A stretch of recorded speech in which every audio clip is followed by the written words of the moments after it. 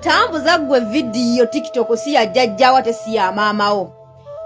Waliwo mwaze mu inbox yange ku video gye nkoze okubalaga nti abo abasajja ababadde mu byambalo ebyo nga bakuba abantu si batendeke.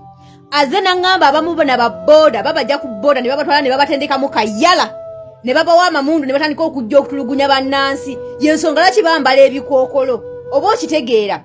Message zengenda zibatera yawo aze mu inbox yange confirming ekyo ekigambo. Mujjukira ka video ke twalabako nga katambula nga waliwo munnamagye omwali mu kutendeka abantu nga beeyita ba foot soldier ba muhoozi. Anajjukira ka video ka commentinge mu comment section nti nkajjukira. Mujjukira ka video aka trending wano ku social media. Nga ofisa munnamagye aina abavubuka bali mu kutendeka nga beeyita ba foot soldier ba muhoozi. Ane yalaba ku ka video ako. Abantu abali mukuba abantu ekawempe engeri gye beeyisaamu n'engeri yokka gye balina amaalo n'engeri gye bali mu kutulugunyaamu abantu. Those are not trained jati simanya meni. No way. Ejo miyayo ejikulutungibwa okuva mu ghetto ne babatwala ne babatendeka mu kayala ne babakwasa amamundu ne batandika okutulugunya banna Uganda. Mujjukira ku mulembe gwa Kayihura ekyaliwo. Waliwo boda 2010. Waliwo basobi. Okitegeera. Waliwo basipapa. Okitegeera nga ne mundu balina. Kati golowooza nti Kayihura engeri gye yavaawo mukateri muntu ayinza kukola strategic bwezityo ezikulukurutinga abaana okuva mu ghetto ez'enjawulo ne babatendeka obuyeekera okwo kubatendeka buyeekera kutta bannansi. Okitegeera. Tukimanyi nti poliisi y'eggwanga Uganda naye ekoze ebikolobero ebigimala era tekyalina kifaananyi kirungi eri bannayuganda. Bannayuganda baagikyawa balaba ebikolobero byekola mu butuufu bigiswaza kati balaba tebakyasobola kukola bikolobero bifaanaganako bwe bityo.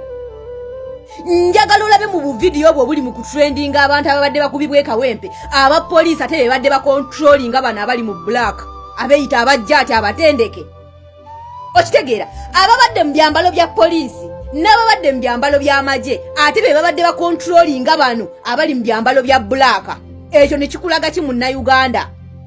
Tokimanyi nti gino giyinza okuba emiyaayu ekyo gye basiiba nga batendeka simanya ba foot soldier ba muhoozi ne babatwala eri ne babatendeka mu wiiki 2 mwezi ne babakwasa emundu ne bajja mu bantu ne batandika kukuba ku nnyama. Kubanga tokimanyi nti poliisi nayo si be batuukirivu era si balungi era nabo bakozi ba bikolobero. Naye ate bo bakuba amasasi mu bbanga. Bakuba ttiya gaasi. Oba okitegeera. Naye n'olaba omuntu nti wajjaati ng'akuba omuntu waya n'amukuba n'amuddukirako omukazi ate ali mu UPDF y'alina okumusikayo n'amukuba n'empi. Ekibadde kiraga nti egyo miyaayu.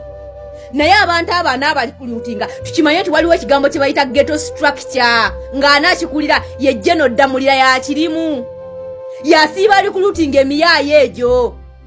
Goloza lwaki beesabika ebikookolo ku maaso ababadde mu byambalo bya poliisi ebya bulijjo nga badde tebeesabise ababadde mu byambalo bya UPDF ebya bulijjo nga babadde tebeesabise ku maaso nga balabika face wadde tebalina mannya ku uniform.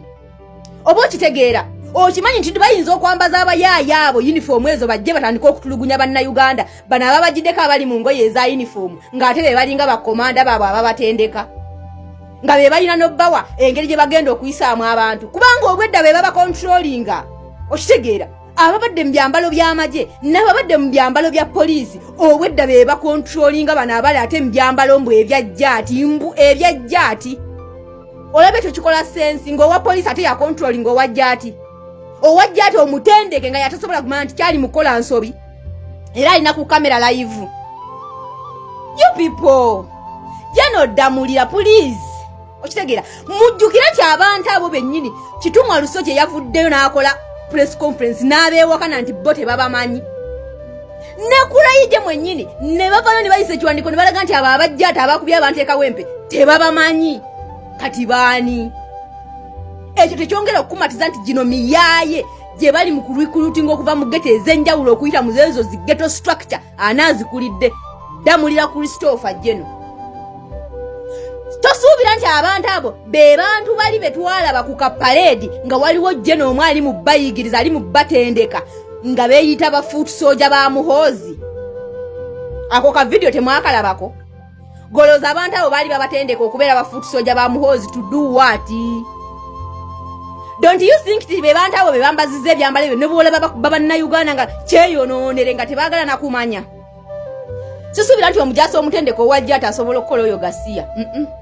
You cannot convince me. Tukimanyi nti baakyawa bannayuganda to the extent naye waliwo batuuka ne bafunamu akafansonyi. Okitegeera ng'omusajja yakuba munnamawulire wa Top TV oyo ayinza okuba omujaasi omutendeke.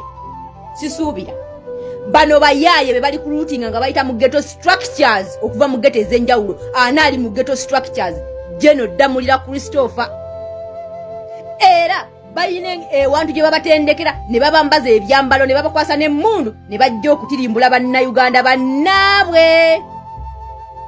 Baagala omusaayi mu Uganda guyiike naye nga teguyiika mu mikono gyabwe. Bategeyo bano banaamala obikozesa nabo babiriminating babisaanyeewo Gasiya. Bajja bisaanyaawo. Tunuulira Sodo. No, not Sodo. Sobi. Tunuulira Sobi. Tunuulira boda 20 simanya 20. Kitata. Okitegeera. Tunuulira Sipapa wadde nga Sipapa naye ali mukomya naye baleka okuba bamugjayo ne bamukozesa bigundi ebyenjawulo. Okitegeera. So kati bannayuganda we have to deal with these people. Ate tulina obbajjako mu masikisi. Tulina okudiringa nabo nga tumaze obbambula obukookolo nga tudiringa n'abantu be tutegeera. Okitegeera.